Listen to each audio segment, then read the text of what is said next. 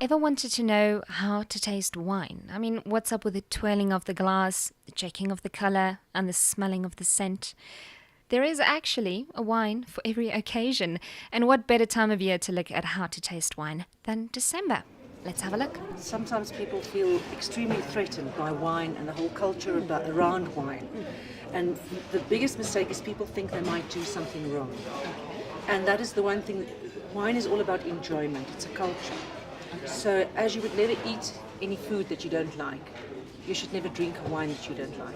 So there are three things involved. The first thing you have to do is just have a look at the color. You usually put it up to the light. So you have a look at the color. A Sauvignon Blanc should actually have a little pale strawish color. When you smell the wine, you might not always get a good aroma. And when you just swirl it a bit, that's the right word. It just releases the aromas. Usually with a white Sauvignon Blanc, there are different flavors that you can look for.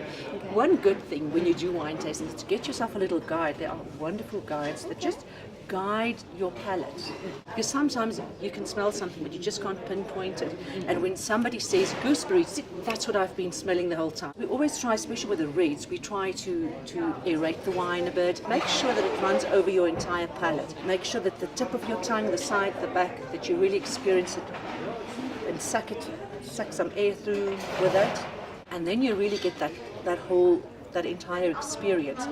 This specific wine has tropical elements, but I think that the one thing that really lingers with this wine is a citrusy undertone, a bit of a citrusy undertone. There, I'm doing it. Exactly, Yes. exactly.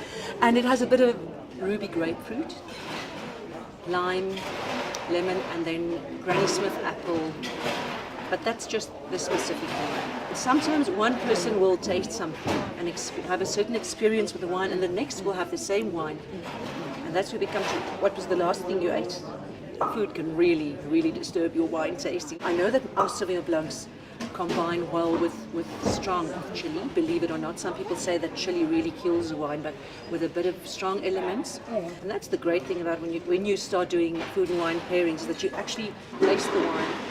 You have the food, and then when you get back to the wine, that's where all the fun starts. Okay, what am I tasting for? Okay, well basically when you look at the glass, you have to look at the color of the wine. If it's a bit more to the browner side, it will see it's a bit more matured wine. But if it's a little bit younger, you'll find that it's more purplish or a little bit reddish or so. So this wine is a 2009, and you will see it's starting to brown now a little bit more. So it obviously is starting to mature a bit more.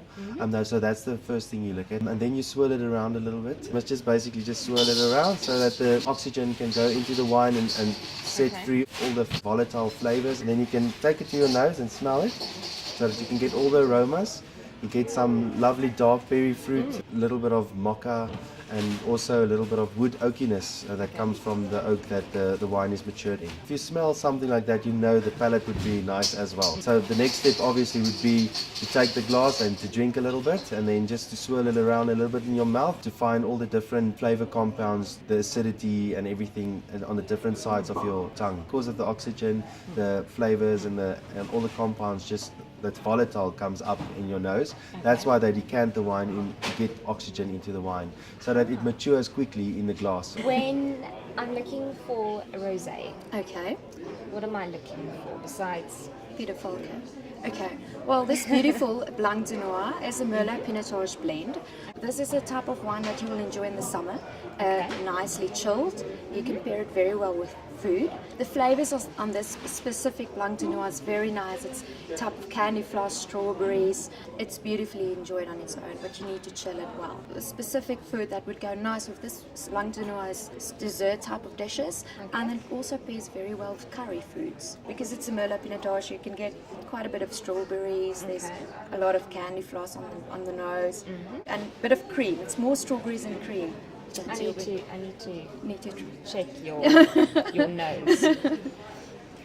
Candy floss? Yeah. Something specific that I can't put my nose on. Apple? Can be a little bit. It's whatever I want it to be, isn't it? Yeah, I guess so. Definitely apple, I think.